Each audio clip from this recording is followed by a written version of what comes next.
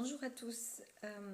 Bon voilà, comme nous sommes en pleine crise sanitaire, pour moi, j'avais pas spécialement de grand intérêt d'en parler, mais j'aimerais me donner en exemple à la maladie du coronavirus.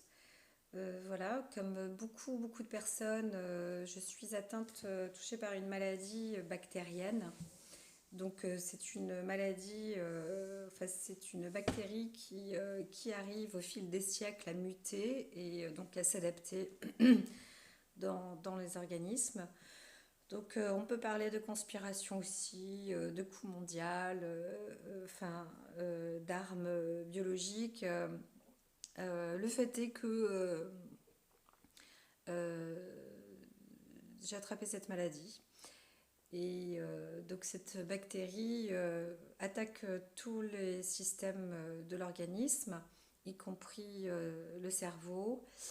Et donc elle arrive à se mettre en lien avec des virus. Donc elle déclenche des virus dans l'organisme, tels que les virus de la varicelle, rougeole, herpès, etc. Et voilà, donc c'était pour dire que euh, on est tous dotés d'un système immunitaire et il faut lui faire confiance et travailler avec son système immunitaire. Donc le stimuler au mieux, même quand on se retrouve à l'agonie, c'est de garder force d'esprit et de volonté aussi, si on tient à la vie, justement de mieux comprendre en fait déjà aussi ce qu'est le système immunitaire. Donc on n'est pas tous dans une égalité du système immunitaire. J'aurais tendance à dire la raison c'est parce que notre ADN n'arrive pas à obtenir aussi des codes d'information. Et d'autre part, eh bien, quand on est touché par une maladie coriace, le corps est toujours en lutte. Euh, donc, scientifiquement parlant, le système immunitaire est aussi appelé le SOI, SOI.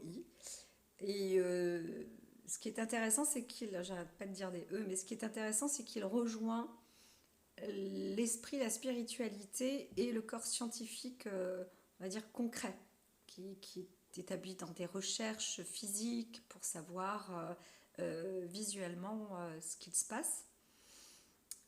Et donc la compréhension, c'est que en fait, le soi, le système immunitaire, est là, entre autres, pour se protéger du non-soi, de ce qui n'appartient pas au corps.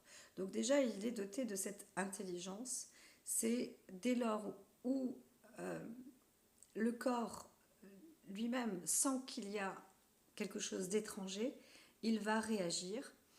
Et s'il sait de quoi est doté ce corps étranger, donc constitution de protéines, constitution d'acides aminés, constitution de sucre, etc., eh bien, il va réussir à envoyer les informations à toute sa chaîne d'ADN, de cellules qui vont être les mieux capables, aptes à détruire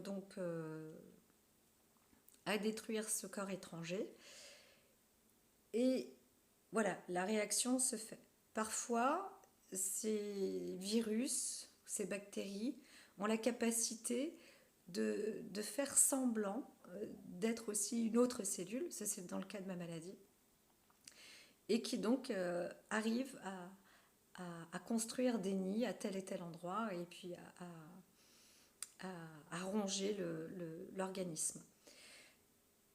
Et bien dans ces cas-là, dans ce cas de figure, j'ai compris et j'ai mis en phase parce que en souffrant terriblement, la seule chose qui me restait, en fait, c'était d'essayer de pouvoir comprendre et de parler à mon corps à l'intérieur de moi-même, et de voyager à l'intérieur de ce corps et de ne pas avoir peur, en fait, de voir ce qu'il s'y passe. Et pour être plus dans la connaissance et la compréhension de, de ce qui est en souffrance dans le corps physique. Et donc j'ai intégré cette forme de méditation, comprenant donc qu'une cellule a un mouvement et que par rapport à ce mouvement il y a une respiration, et que grâce à la respiration, en fait, le prana, elle réussit à obtenir ce qu'on appelle de l'énergie vitale. Et cette énergie vitale, elle est indispensable à la vie, donc quand il n'y en a plus, le corps meurt. Et c'est donc le dernier recours aussi à la survie du corps, de pouvoir insuffler encore de la vie et de l'action dans cette énergie vitale qui permet, et c'est une barrière proche de l'ADN aussi, qui permet justement de donner des nouvelles informations, parce que les cellules, c'est pas comme si elles avaient des cerveaux, mais elles ont toutes des codages, et selon des codes, tout simplement comme un système informatique, on va lui rentrer un code, et cette cellule-là va pouvoir décoder ce code, tenir les informations et savoir ce qu'il faut qu'elle fasse pour justement détruire ce corps étranger. Toutes, allez, appelons ça des armes biologiques, quelles que soient, même chimiques. Tout ce qui est sur notre Terre fait partie de la Terre à la base, c'est donc organique. Un minéral, un végétal, oligo, etc. fait partie de la Terre. Donc, quelque part, c'est recyclable quand même. Même si on arrive à inventer des polymères et des choses comme ça, elle reste quand même de nature vivante et recyclable. Donc les cumuls, c'est ce qu'on appelle aussi les clusters. Le cumul fait que fait toute son importance, en fait. C'est le cumul, la quantité, hein, tout est dans la dose, c'est la quantité qui est difficile et qui est nécessaire à diffuser. Voilà. Donc l'élimination est essentielle. Donc le corps humain, l'organisme, tout organisme a la nécessité de respirer. Et donc, encore une fois, plus vous entamez un travail sur la respiration, même si vous avez des problèmes de poumons, plus vous pouvez nettoyer votre corps. Voilà, donc je suis un petit peu, c'est pas que je pars dans tous les sens, mais le système immunitaire, c'est le soi. Le soi arrive à détecter le non-soi dès lors où il ne s'agit plus de lui. Il sait, le corps humain, c'est fondamental, il sait tout de suite qu'il y a un corps étranger. Et donc s'il ne le sait pas de suite, c'est parce que effectivement ce virus ou cette bactérie réussit à faire semblant de faire partie des cellules de l'organisme. Et alors là, dans ces cas-là, il y a destruction plus facile au fil du temps des systèmes, des organes, etc. Et dans ces cas-là, eh bien, le corps réagit. Le soi, le système immunitaire réagit tout de même. Donc il y a une panique générale.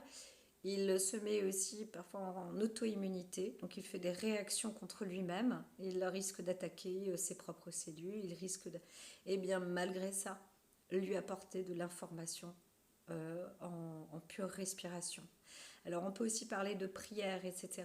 On essaye de se munir de toute façon d'un maximum de bonnes choses.